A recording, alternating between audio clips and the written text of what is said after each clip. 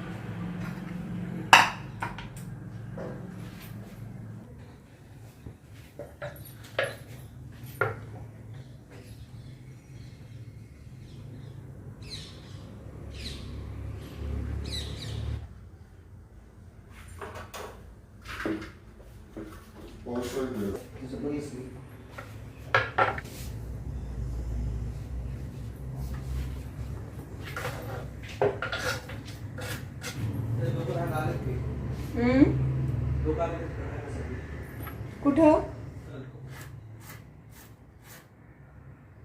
पाहते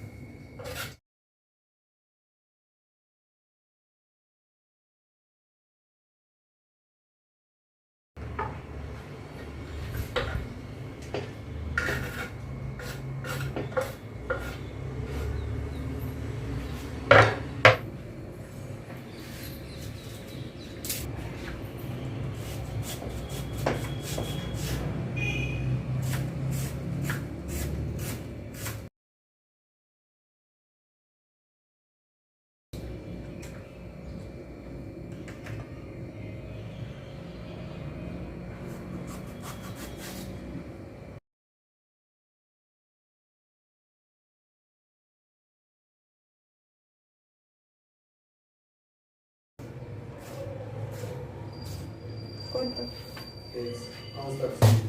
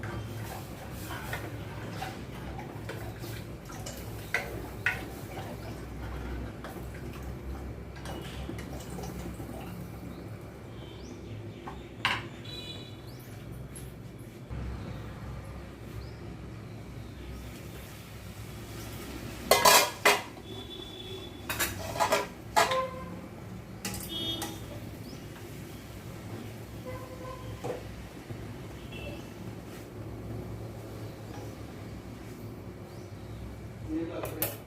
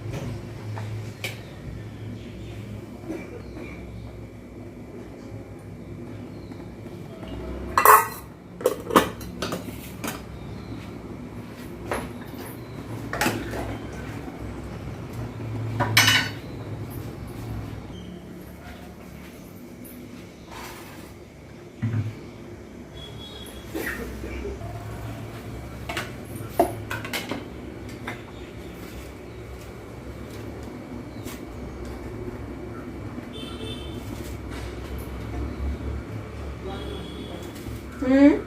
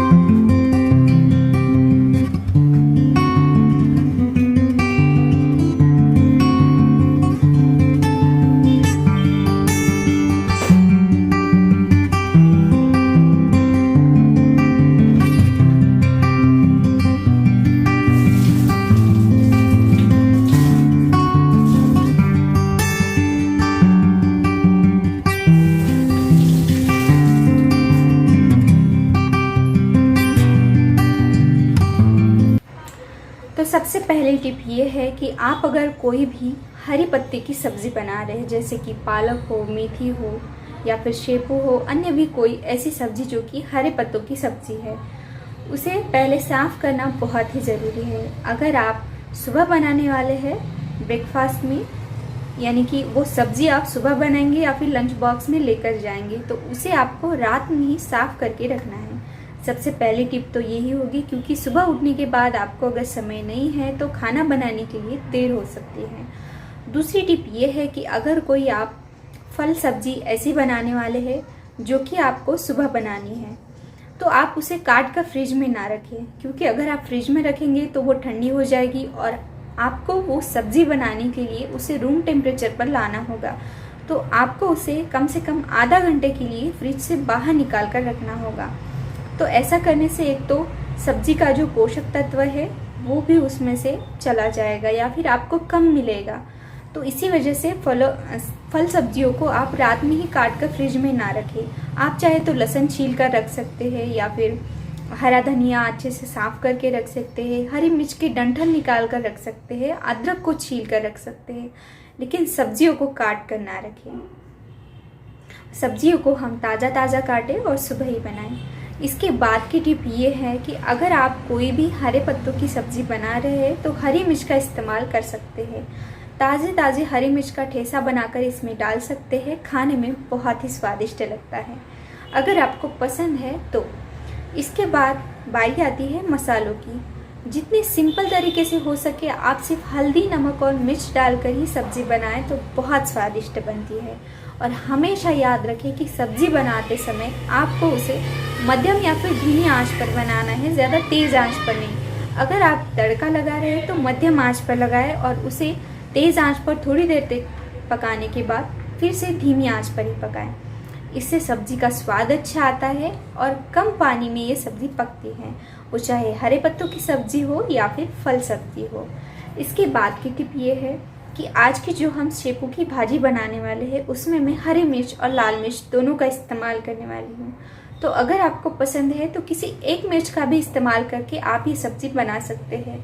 जैसे कि लाल मिर्च पाउडर वैसे ही डाल सकते हैं या फिर हरी मिर्च का ठेसा बनाकर डाल सकते हैं या फिर हरी मिर्च को काट कर डाल सकते हैं। तो आप अपनी मनपसंद अनुसार ये कर सकते हैं। और अगर आपको चावल खाना पसंद नहीं है, टिफ़िन में ले जाना पसंद नहीं है, तो आप इसकी जगह पर गेहूं की रोटी बना सकते हैं। अगर आप नहाने जा रहे हैं सुबह तो उससे पहले ही आटा गूंद कर रख लें, तो नहा कर आएंगे तब तक ये आटा अच्छी तरह से सेट हो गया होगा और इसकी रोटियां बहुत ही फूली फूली और बहुत ही स्वादिष्ट बनेंगी। ये आप टिप ज़रूर अपना सकते हैं। इसके बाद और एक टिप ये है कि अगर आप दाल खाना यानी कि दाल टिफ़िन में ले जाना पसंद करते हैं तो कौन सी दाल बनाएं।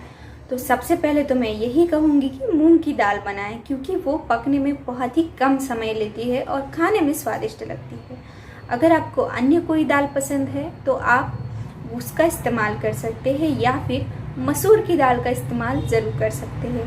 वो भी बहुत ही कम समय में पकती है और खाने में बहुत ही स्वादिष्ट लगती है। अगर आप तुअर की दाल बनाना चाहते हैं तो सुबह आपको थोड़ा सा जल्दी उठना पड़ेगा, क्योंकि ये पकने में ज़्यादा समय लेती है और इसे अच्छी तरह से पकाया ना जाए तो ये स्वादिष्ट नहीं लगती। तो मूंग की दाल ज़रूर बनाएं।